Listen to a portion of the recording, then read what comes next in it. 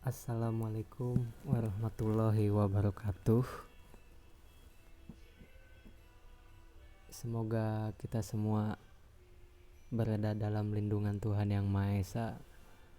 Pada kesempatan kali ini saya ingin mencoba untuk berdiskusi dengan teman-teman bagaimana cara perusahaan melakukan penilaian kinerja terhadap pegawainya atau pekerjanya. Dengan ini saya mengambil contoh implementasi dengan nama perusahaan disamarkan dan unitnya pun disamarkan.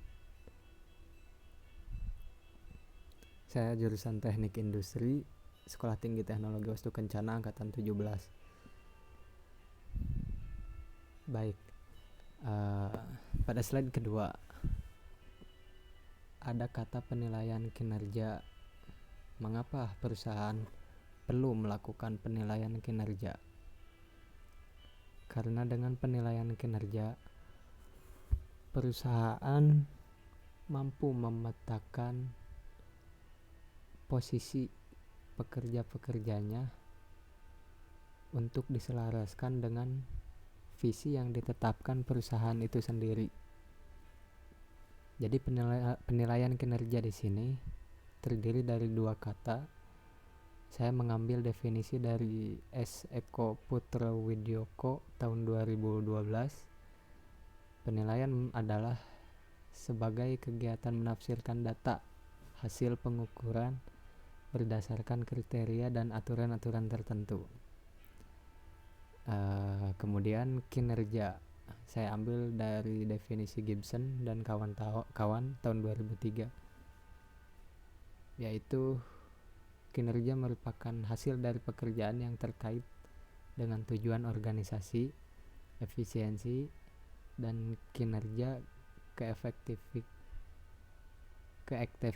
keefektifan kinerja lainnya. Dari dua kata ini bisa kita kemukakan, yaitu penilaian kinerja adalah suatu proses yang digunakan majikan untuk menentukan apakah seorang pegawai melakukan pekerjaan sesuai dengan yang dimaksudkan.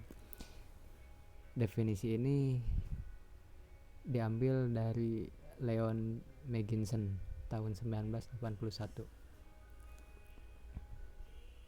Selain dijelaskan sebelumnya mengapa perusahaan harus melakukan penilaian kinerja, penilaian kinerja juga memiliki tujuan dan manfaatnya. Ada tujuan dan manfaat dari penilaian kinerja itu sendiri. Di antaranya untuk tujuan penilaian kinerja karyawan. Menurut Rifai tahun 2005, tujuan penilaian kinerja secara umum diantaranya ini merupakan beberapa poin dari sekian banyak poin, kemudian saya ambil hanya sebagiannya saja. Yang pertama yaitu melakukan peninjauan ulang terhadap kinerja karyawan di masa lalu. Artinya melakukan pengamatan apa yang karyawan tersebut lakukan selama horizon waktu tertentu, entah itu triwulan, per semester, atau per tahun, dan biasanya perusahaan melakukan penilaian itu per tahun. Jadi perusahaan melakukan pengamatan bagaimana performa atau hasil kerja yang dilakukan pegawai, apakah sesuai atau tidak dengan apa yang diharapkan.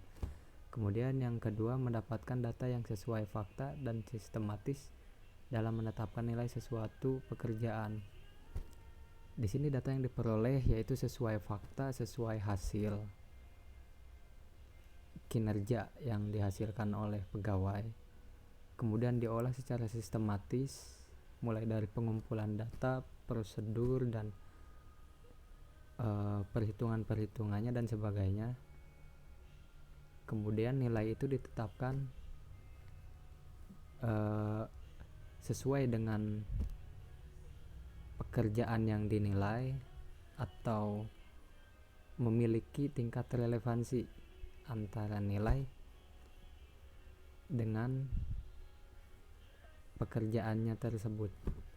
Yang ketiga, mengidentifikasi kemampuan organisasi, menganalisa kemampuan karyawan secara individual. Nah, di sini seperti yang dari awal saya jelaskan, yaitu mencoba mencari, menemukan, kemudian menganalisa kemampuan organisasi berdasarkan kemampuan individualnya. Di dalam perusahaan kita tahu bahwa sebuah perusahaan memiliki banyak karyawan dan satu sama lain memiliki kemampuan yang berbeda-beda, memiliki skill yang berbeda-beda. Nah, disinilah tujuan penilaian kinerja perlu dilakukan oleh sebuah perusahaan. Yang keempat, menyusun sasaran di masa mendatang. Setelah data diolah, kemudian diperoleh hasilnya, tentunya seorang penilai atau tim penilai mampu menyimpulkan bagaimana strategi selanjutnya yang harus dilakukan untuk meng-up skill atau meng-up performa si karyawan itu sendiri. Dan yang kelima yaitu melihat prestasi kinerja karyawan secara realistis. Jadi kinerja per individualnya diamati sehingga hasilnya itu sesuai dengan apa yang dihasilkan oleh si pekerja tersebut. Adapun manfaat penilaian kinerja karyawan diantaranya yaitu memberikan informasi mengenai hasil yang diinginkan dari suatu pekerjaan. Manfaat dari penilaian kinerja ini, perusahaan dapat mendapatkan informasi mengenai performansi karyawan, apakah selaras dengan tujuannya atau dengan visinya, atau ada gap. Nah, jika ada gap, disinilah peran fungsi HRD dalam mengorientasikan kembali atau melakukan pelatihan kembali terhadap karyawannya agar selaras dengan tujuan perusahaan. Kemudian mencegah adanya miskomunikasi terkait kualitas kerja yang diharapkan. Sering terjadi miskomunikasi antara pekerja dengan atasannya, satu tingkat lebih atas. Kemudian yang satu tingkat lebih atas itu ada miskomunikasi lagi dengan tingkatan manajer dan sebagainya. Nah, dalam melakukan penilaian kinerja ini, hal tersebut dapat dicegah. Yang ketiga, menciptakan peningkatan produktivitas karyawan dikarenakan adanya feedback atau reward bagi karyawan yang berprestasi. Dalam melakukan penilaian kinerja, ketika seseorang dikatakan produktif, maka patut bagi karyawan itu diberikan reward atau bisa tunjangan prestasi dan sebagainya. Yang keempat, menghargai setiap kontribusi. Yang kelima, menciptakan komunikasi dua arah antar pihak manajer dengan karyawan. Dari beberapa poin dari tujuan dan manfaat, teman-teman semua bisa atau kita semua bisa melihat bahwa proses penilaian kinerja ini memang perlu dilakukan dalam sebuah perusahaan. Kemudian ada syarat efektivitas penilaian kinerja yang terdiri dari 5 poin. Di antaranya relevansi, sensitivity, reliability, acceptability, dan practicality. Poin yang pertama yaitu relevansi. Relevansi yang dimaksud adalah adanya keterkaitan atau hubungan antara karyawan dengan penilaian kinerja yang sesuai dengan jabatan dan orang tersebut. Yang kedua adalah sensitivity. Sensitivitas yang dimaksud yaitu mampu mengenali mana karyawan yang produktif dan mana karyawan yang kurang produktif. Yang ketiga ada reliability, yaitu data yang diperoleh bersifat real tanpa ada manipulasi. Kemudian acceptability, penilaian kinerja itu mampu dicapai oleh si karyawan dan sesuai dengan kemampuan karyawan tersebut. Dan yang terakhir yaitu practicality, artinya penilaian kinerja harus mudah dilakukan, baik itu dari manajer atau HRD, begitupun terhadap karyawan yang akan dinilai. Selanjutnya ada elemen penilaian kinerja. Yang pertama ada performance standar atau standar kinerja yang ditetapkan oleh sebuah perusahaan. Biasanya perusahaan menetapkan standar kinerjanya itu berbeda-beda berdasarkan bagian atau unit-unitnya. Yang kedua yaitu prinsip SMART. Yang ketiga performance measure atau pengukuran kinerja. Oke, pada poin pertama, dalam standar kinerja perlu mencakup validity, agreement, realism, and objectivity. Validity yang dimaksud yaitu suatu usaha dalam melakukan pengujian dan hasil pengujian itu mampu dicapai oleh si karyawan tersebut. Kemudian agreement yaitu persetujuan antara kedua belah pihak, baik itu dari si penilai maupun yang akan dinilai, atau bisa dikatakan antara HRD dengan pekerja. Kemudian ada realism. Realism di sini yang maksudnya adalah penilaian atau indikator penilaian, poin-poin penilaiannya sesuai dengan jabatan dan mampu dicapai oleh si karyawan tersebut. Dan yang terakhir yaitu objectivity, secara objektif tertuju kepada hasil kinerja karyawan, bagaimana si karyawan itu mampu menghasilkan sebuah kinerja yang sesuai dengan indikator-indikator penilaian. Pada poin kedua yaitu prinsip SMART. Prinsip SMART di sini ada specific, measurable. Prinsip SMART itu merupakan singkatan dari specific, measurable, achievable, result oriented, and time frame. Spesifik yang dimaksud yaitu penilaian harus jelas, mudah dimengerti sehingga mudah dalam pelaksanaan. Kemudian measurable, mampu diukur, ada tolak ukurnya. Kemudian bisa dibandingkan antara hasil kinerja karyawan dengan standar kinerja perusahaan. Achievable yaitu penilaian kinerja mampu dicapai oleh setiap karyawan dan tidak terlalu jauh. Result oriented yaitu berorientasi pada hasil. Hasil yang dimaksud adalah hasil yang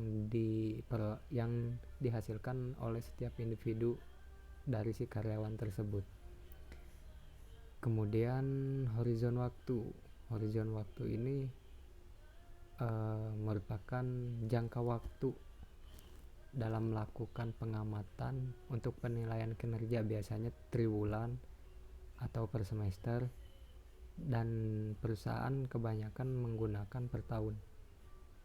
Kemudian performance measure yaitu pengukuran kinerja.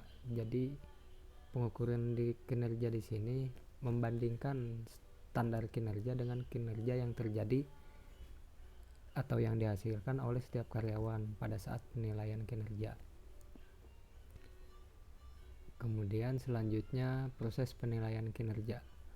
Proses penilaian kinerja di sini yang pertama ialah mengidentifikasi tujuan-tujuan penilaian secara spesifik, entah itu dari pekerjanya, jabatannya, levelnya, dan sebagainya. Kemudian menetapkan kriteria dan mengkomunikasikannya kepada karyawan. Jadi ada sosialisasi antara si penilai dengan yang dinilai. Kemudian memeriksa pekerjaan yang dijalankan atau meninjau job desk apa saja yang dilakukan oleh setiap unit gitu. Kemudian menilai kinerja dengan berbagai metode.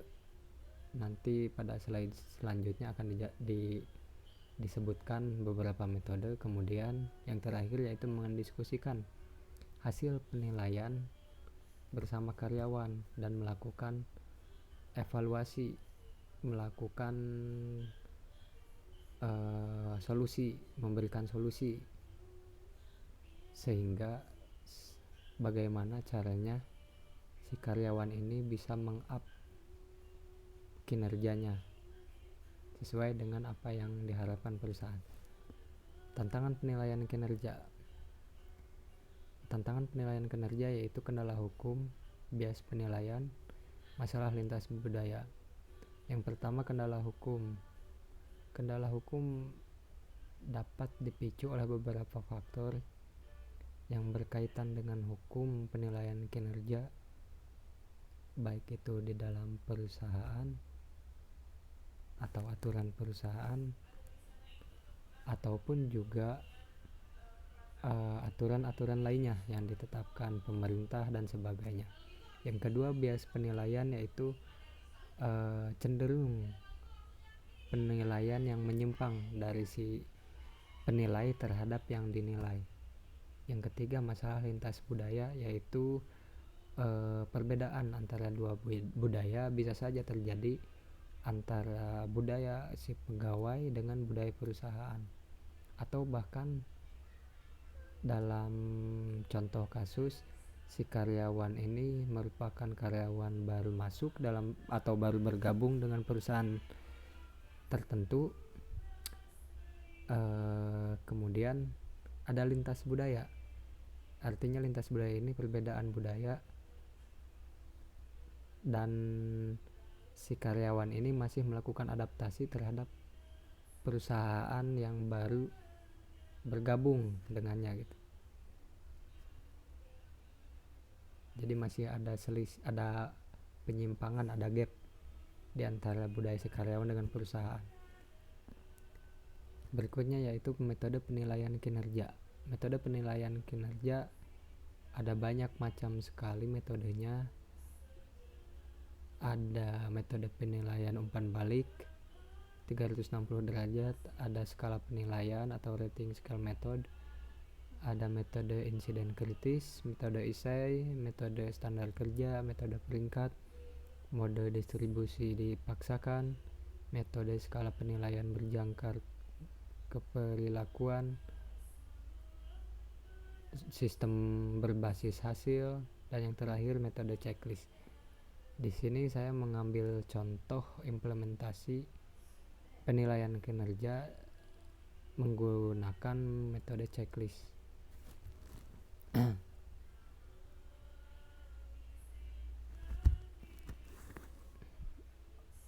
Metode checklist yaitu sebuah metode dalam penilaian kinerja di mana penilai melakukan list spesifikasi yang sesuai dengan jabatan, kemudian diberikan bobot sesuai dengan job desk-nya, biasanya dalam bentuk tabel. Ada bobot, ada job desk, dan ada sel yang menunjukkan ya atau tidak. Ya berarti si karyawan tersebut mampu menghasilkan kinerja, tidak berarti belum mampu menghasilkan kinerja. Di sini ada contoh implementasi penilaian kinerja dengan menggunakan metode checklist di perusahaan FMTBK pada unit buffing. Ini merupakan contoh. Jadi di dalam perusahaan PT FMTBK itu terdapat salah satu unit yang disebut sebagai buffing. Jadi buffing itu gambarannya seperti melakukan pembubutan terhadap toprol atau permukaan karet yang berada pada salah satu komponen mesin pemintal benang. Di sini ada nama pegawai yaitu David, jabatannya sebagai supervisor pada unit buffing dan masa penilaiannya 1 tahun. Jadi waktu untuk pengamatannya itu yaitu 1 tahun. Di sini ada indikator kinerja, ada bobot, dan apakah kinerjanya mampu dihasilkan sesuai harapan atau tidak. Bisa kita lihat bobot total berjumlah 100, namun bobot kinerja atau nilai kinerja yang mampu dihasilkan oleh seorang supervisor ini bernilai sebesar 71. Kemudian penilaian kinerja terhadap karyawan lain tapi masih satu unit, yaitu nama pegawainya ialah Joni, jabatannya helper atau pembantu. Di sini juga ada bobotnya, indikator kinerja, dan sel untuk kinerja, apakah kinerja itu dapat dicapai atau tidak. Ada perbedaan dari seorang supervisor pada unit buffing dengan seorang helper pada unit buffing. Pada seorang supervisor nilai yang dihasilkan kinerjanya ialah 71, sementara pada helper yaitu senilai 65.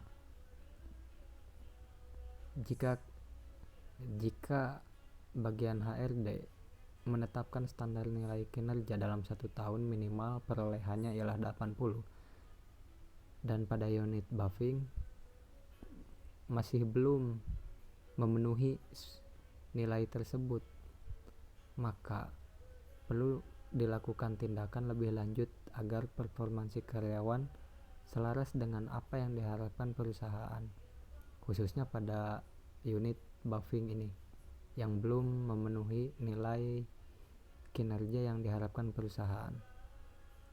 Mungkin cukup sekian yang dapat saya sampaikan, kurang lebihnya mohon maaf. Di sini ada referensinya, kurang lebihnya mohon maaf. Wassalamualaikum warahmatullahi wabarakatuh.